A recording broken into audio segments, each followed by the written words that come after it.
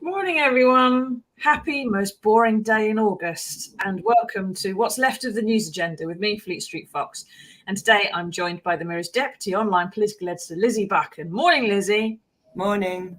We're a bit late today, so I've been trying to find some news for you, but this is the People's Pay-Per-View, so get into the comments, ask us your questions. Those of you listening later on podcast will just have to remember that it is the dog days of silly season, and we're all just trying the best we can. So what have we got for you today? Well, the Mirror has splashed on one of the victims of killer nurse Beverly Allett, who murdered babies in hospital nearly 30 years ago, and the disturbing similarities with the recent Lucy Letby case.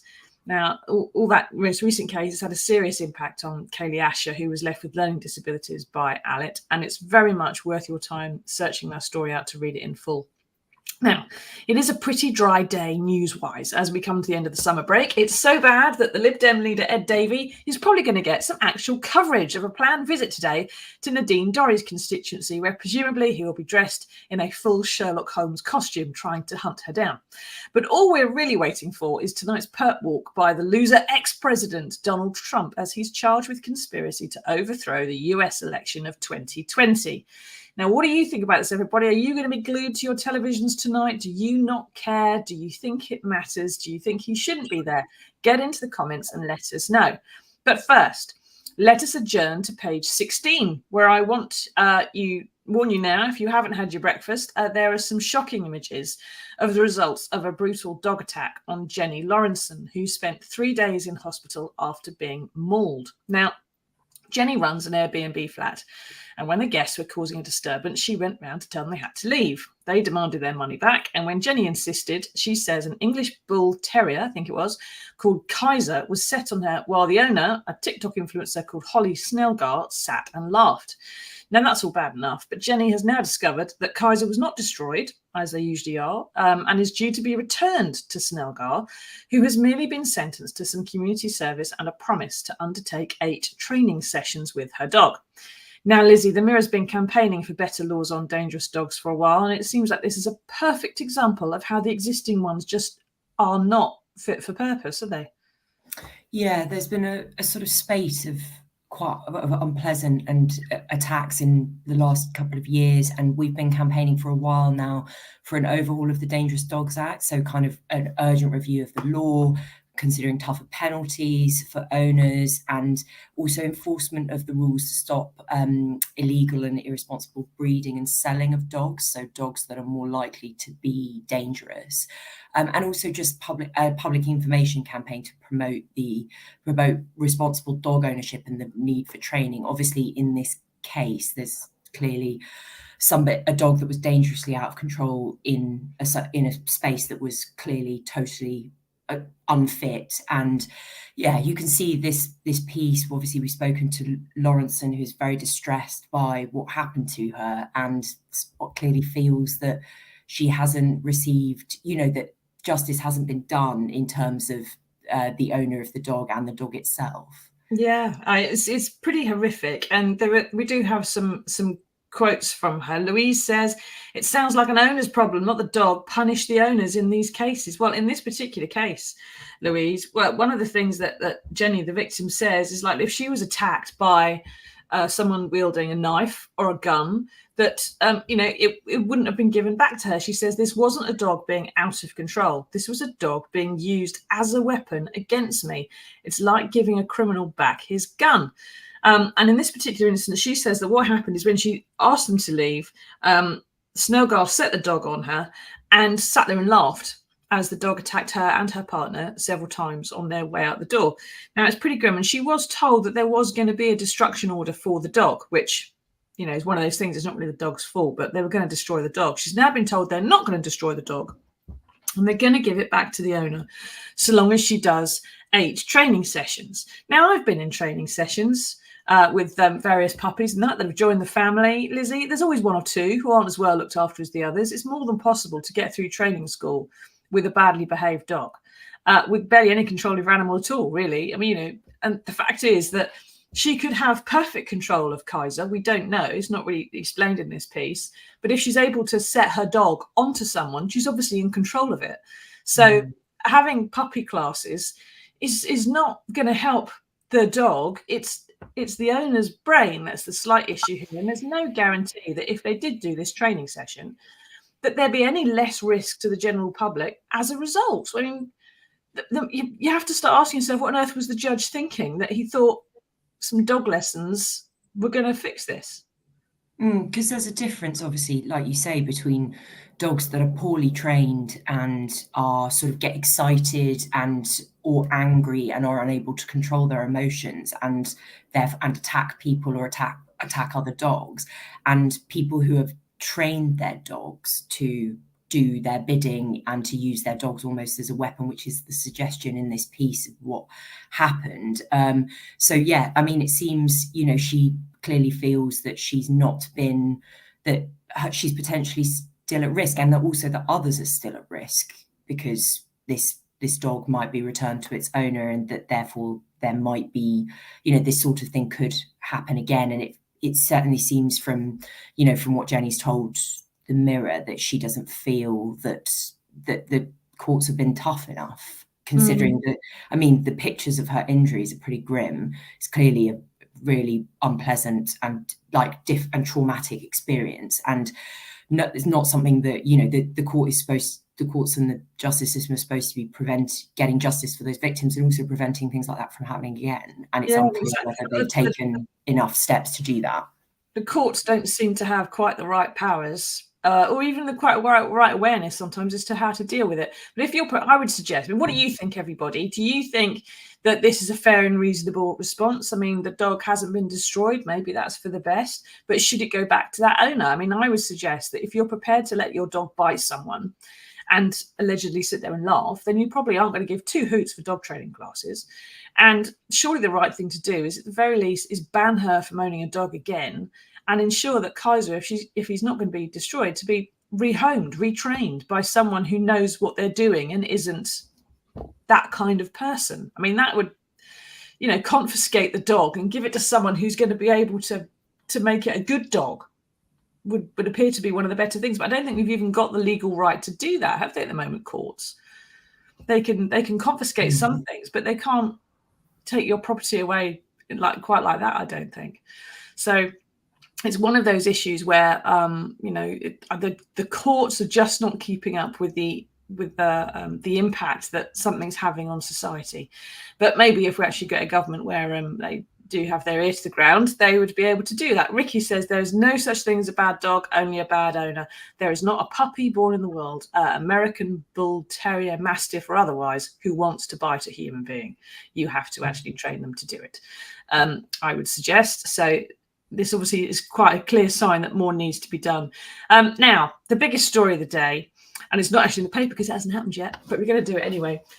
So in an event that he and his lawyers have arranged to hit prime time mass ratings, the loser ex-president, Donald Trump, is going to walk into Fulton County Sheriff's Office in Georgia to be charged with racketeering in a conspiracy to steal votes and overthrow the 2020 election. Now, Lizzy, he is so keen on everyone knowing about this. He's been posting the time and place on his social media network. He's absolutely milking this for all the publicity he can get, isn't he?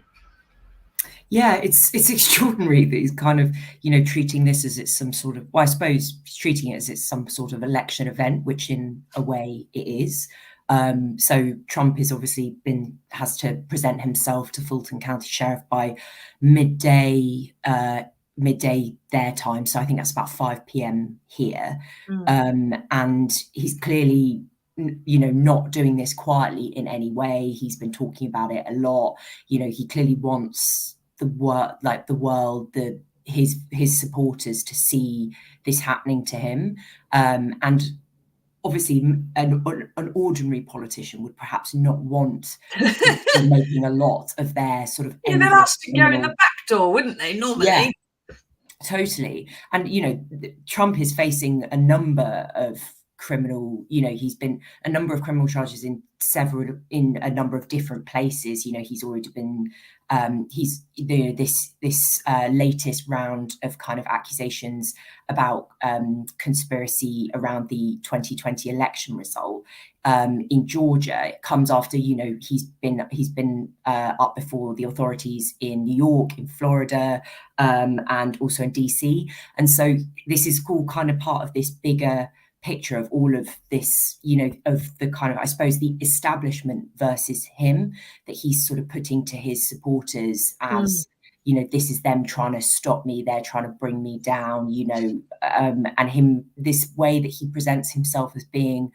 an outsider candidate, even though he's been the president and also has been as part of the American elite for many, many years. Exactly. So, a man who inherited millions of pounds, who has lost billions of pounds, who doesn't seem to have to pay the same taxes as everybody else or face the same laws as everybody else, is saying that he's an outsider is kind of just astonishing. Maybe he just means he's the only person with skin color like that, and he's in a minority of tangerine. Now, this is for the first 234 years, right, of America's history, no president ever got indicted for anything. Or former president for that matter, but that all changed this year in the space of 4.5 months, which is 18 weeks. In the space of 18 weeks, Donald Trump was charged in 4 criminal cases. In New York, he's facing 34 felony counts in connection with hush money payments to porn star Stormy Daniels. In Florida, he's facing another 40 felony counts for hoarding classified documents and impeding efforts to retrieve them. Those are the papers that he hid in his bathroom. And in Washington, D.C., he's got another 4 felony counts for his efforts to overturn the 2020 election. Now, that is already 78 charges, right? But in Georgia now, he faces another 13, which is 91 counts altogether for his election interference in Georgia when he was asking officials to find him some votes. Now, he's just indicted in all these things. He's just charged. And all this is yet to play out. Now, he's milking all this for publicity. He plainly wants attention for it. But everybody, what do you think? Should he be getting it? Should we just ignore him at this point? Is he just an alleged criminal who is not worth notice, or is this something that we should be paying attention to? Is the publicity he's going to get, Lizzie, actually any good? Because what Trump is publicizing basically is his alleged criminality, isn't it? The ability he has to polarize people. Judging from how all his many previous sort of post-power court cases have gone, the way they've been conducted, he's going to lose bigly. I mean, if you're facing 91 charges, you've only got to be convicted on some of them, and you're going down. And here's a president being accused of organized crime at the very heart of America's democracy. Carl says Trump will be the GOP candidate and will go on to annihilate sleepy Joe Biden. None of the charges will stick. All they're doing is promoting Trump. Yes, but Carl, this is the point. They're promoting him as a criminal. It's like giving publicity to Al Capone. Does it mean that Al Capone's going to get voted for? No, it just means everyone knows he's Al Capone and he goes around baseballing people in the head or whatever. This is going to enrage and delight and enliven his base, isn't it, Lizzie? But the rest of America is not his base, and that they're in the majority. So they're going to be horrified that the way this all plays out, aren't they? Well, I wonder whether all it does is sort of entrench the positions that people already have. So Donald Trump's supporters who believe he was unfairly treated, that he should have won the election, maybe buy into some of the conspiracies that he peddled at the time and that he's continued to promote around it. This is only going to further fuel their sort of sense of injustice and their support for him, and then people who hate him and consider him rightly to be a terrible president and someone with, at best, very sort of dubious grasp of the law. Those people are going to continue not to vote for him. I suppose the only thing that matters in that is the people in the middle, whether you can peel people off from who voted Trump last time, who see this and just think, you know what, this is too much. Like, he's clearly sort of on another planet. Or whether you can get enough to basically get that over the line. But I mean, we do have to remember as well that he's not even the Republican candidate yet. Yeah. I think there's a debate going on later today with like some of the other people throwing themselves in the ring, like Ron DeSantis, Nikki Haley, that sort of thing. And while that's going on, he's going to present himself to Fulton County Sheriff. So that tells you everything you need to know kind of about where the race is. But ultimately, you know, he is still very popular amongst Republicans. And I don't know, it's hard to see where this goes. I mean, obviously it's giving him a huge platform, for better or for worse. But if he gets found guilty, if he gets convicted, you know, the timing, what happens if he's the candidate and some of these charges stick, or he becomes president and some of these charges stick? What do you do then? Inside a jail cell is a whole new thing. I mean, lots of presidents do end up in jail cells, but they usually stop being a president when that happens and someone else takes over. Mike says Trump could be the first presidential candidate to campaign from inside a jail cell. It's all kind of astonishing, but when it comes to his popularity, oh, someone's ringing me, go away. When it comes to his popularity, it does seem that it's been a bit on the slip. So overall, in America, the latest polls have shown that over time, only a third of Americans have a favourable view of Donald Trump these days. Nearly 2/3, 63%, have an unfavourable view. Now, that is a big enough chunk, you'd have thought, that you're not going to become president. Just isn't going to happen. But within the Republican Party, which of course has been very Trumpist for a long time, Trumpety maybe, they did have a 75% favourable rating for him last year, and that slipped to 66. So he's dropped 10 points in the past year as all these charges have come through. Now you've got a whole bunch of Republicans who are they want to be the candidate, don't they? And they want to run. People like Nikki Haley, the former UN ambassador, and Ron DeSantis. And they're all doing quite badly because they're not getting the publicity. What Donald Trump's really good at is getting the publicity and doing the PR and the spin. He's soaking up all the oxygen, isn't he? And he's getting all the attention within the Republican Party as well, which leaves the other potential candidates just struggling to make any headway at all. And I think maybe that's the thing. He's not necessarily aiming at the presidency. He's aiming at the nomination, and hoping other things fall into line afterwards. And frankly, if he goes on trial for all this stuff, his base is going to be really motivated to get out and vote for him in the primaries, make him their candidate. It's going to be a huge division, huge arguments about it. And then, you know, a year or so down the line, when there's actually a presidential election, that's all something else. He's not even worrying about that. I think he's just going to do a really good job of soaking up that nomination, isn't he? Yeah, he's totally soaking up the oxygen. You're entirely right. And I think for the other candidates as well, obviously, they don't want to be seen to be the ones who are like trying to knife him. They don't want to alienate people who do support him, who might be able to come over to their side if they got the nomination.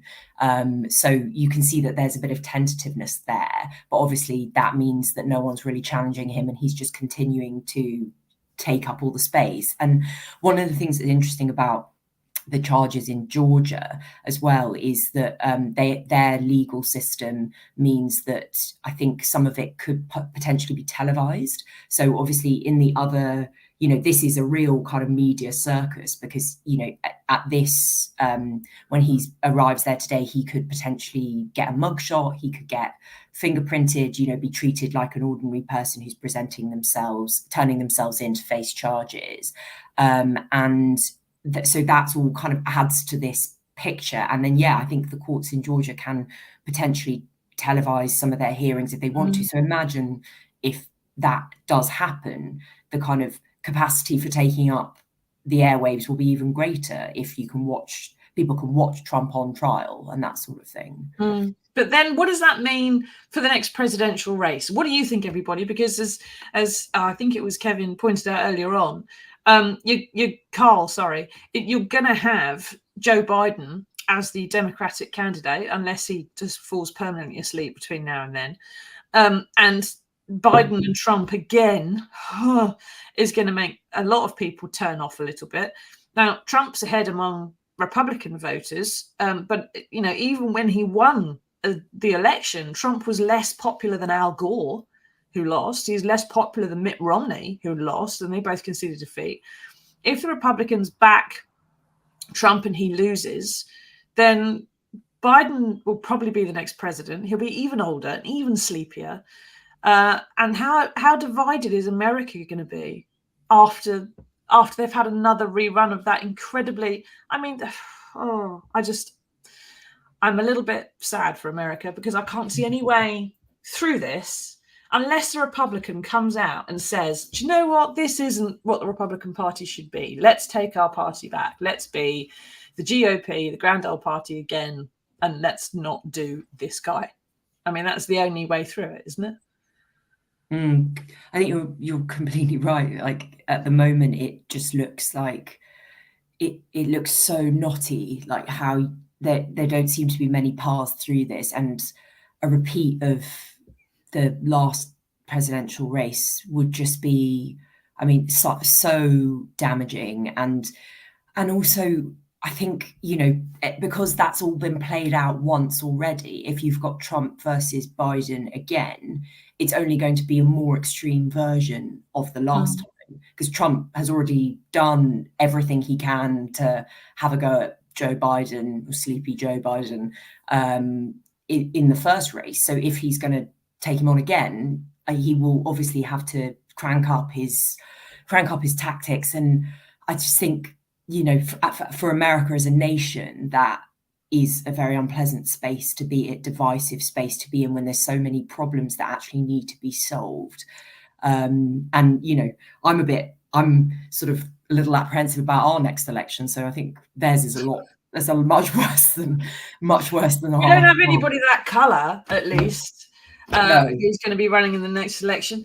And the thing is that, when they do this, they're going to have a trial which is going to be supposed to be very quick. The Georgia prosecutor says she wants it to happen super, super quick, but it involves a lot of co-conspirators. One of them is Rudy Giuliani, who is the former mayor of New York, and as mayor of New York was a zero tolerance, crime busting, lock them all up for chewing gum kind of guy. And there are some great stories coming out from New York at the moment. One of which is saying that the many members of the New York mob, who he used to use racketeering charges to lock up when he was mayor, are cheering and delighted that now racketeering charges are being brought against Rudy Giuliani. And the quote in the New York Daily News is that those guys are all really love Trump, but they hate Rudy because he'll only lock them up. So they're, if the mafia are going against you, then you've probably got a bit of a bad look. There you go. Crime buster Rudy, now a defendant. What a sad thing to see.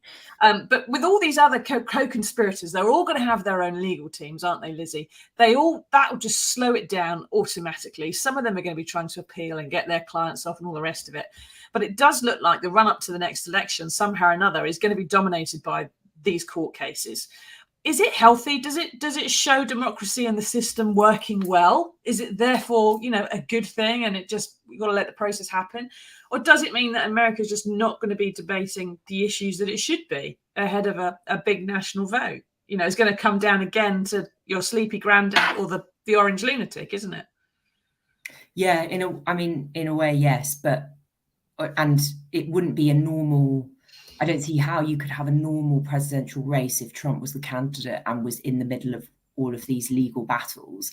But then you have this. But then on the other side, like you say, some of this stuff has to be done. He behaved in such an extraordinary way when he was president, And it seemed there was many times where it sort of seemed like there was no way of kind of, nothing would stick. There was no way of kind of getting him to sort of apologize or feel or face any consequences for any of his actions. And so I think in a way it's important for kind of, you know, I suppose for the public to see consequences for actions, whatever they are.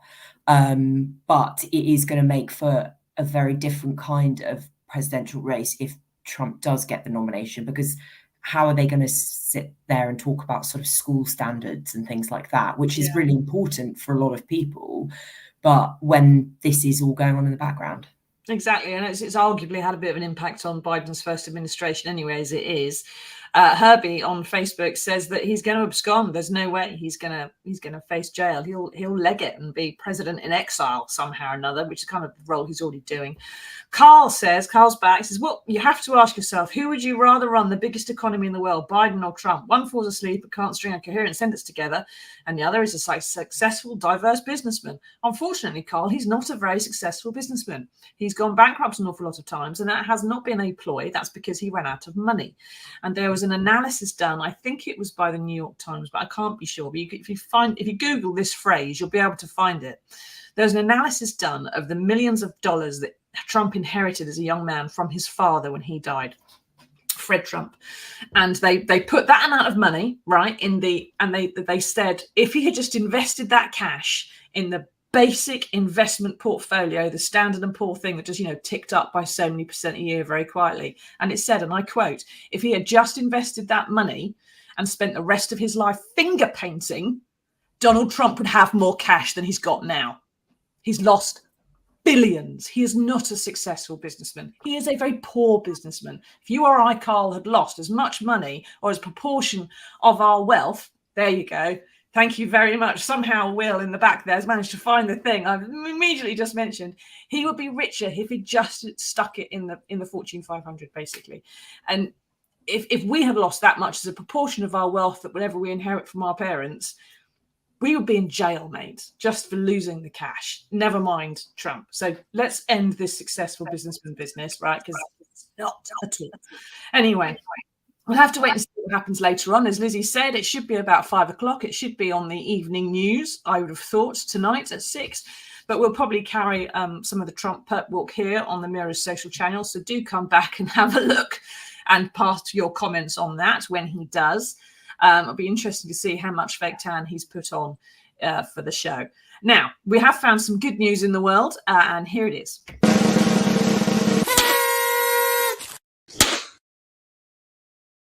Now, this is a world first, and it's happened in Britain. 2 sisters have been able to swap wombs to allow them both to have children. One woman who already had 2 kids donated hers to her sister, who was born without, in a 17-hour operation carried out in Oxford in a world first.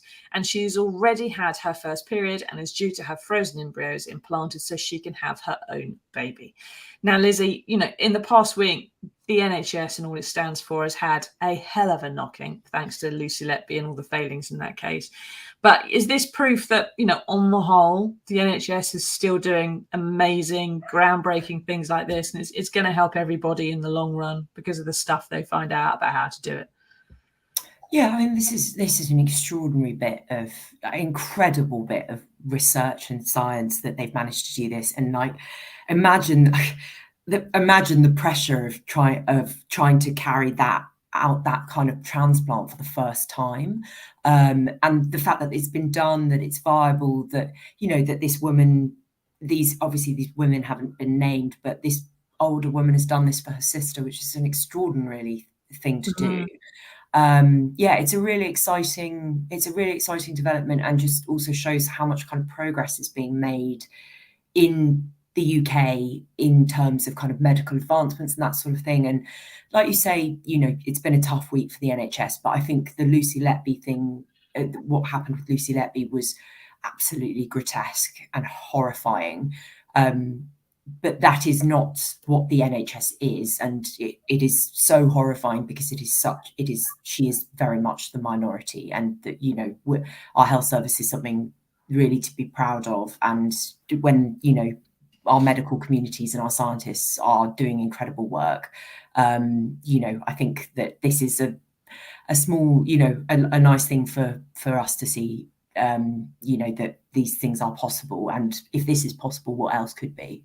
Exactly. And one of those things like maybe that other people don't have the same problems necessarily, but they're going to learn an awful lot from doing those kind of transplants, from how they're going to use and treat and use immune suppressing drugs to keep that womb functioning in the woman's body while she's having babies and things like that. Is going to produce an awful lot of good science and research, and it helped lots of other people as well. And perhaps we could all just, during the culture wars, we could take a moment to stand back and just stop this thing where people say, you're only a woman or you're only a man if you have functioning reproductive organs of the right sort, because there are lots of people who are raised and live as men and women who just don't have the right bits, or have the bits and they're not doing quite the thing they're supposed to do. There is a huge diversity of human life, and not every woman does have a womb, I'm afraid. But the rest of the issues about trans debates we'll leave to another day, because there are other issues going on. Right. Thank you very much for joining us, Lizzy. Thank you for taking us through this. We managed half an hour when there's no news. That's how good the news agenda is. Thank you for that. We are not going to be here on Monday because it's a bank holiday. Woo-hoo! Day off from trying to find the news in late summer. But we'll be back this time next week, next Wednesday, for another edition of the News Agenda Explained. Until then, everybody, look after yourselves. Enjoy Donald Trump's perp walk this evening, and we'll see you again next week. Till then, tatty bye.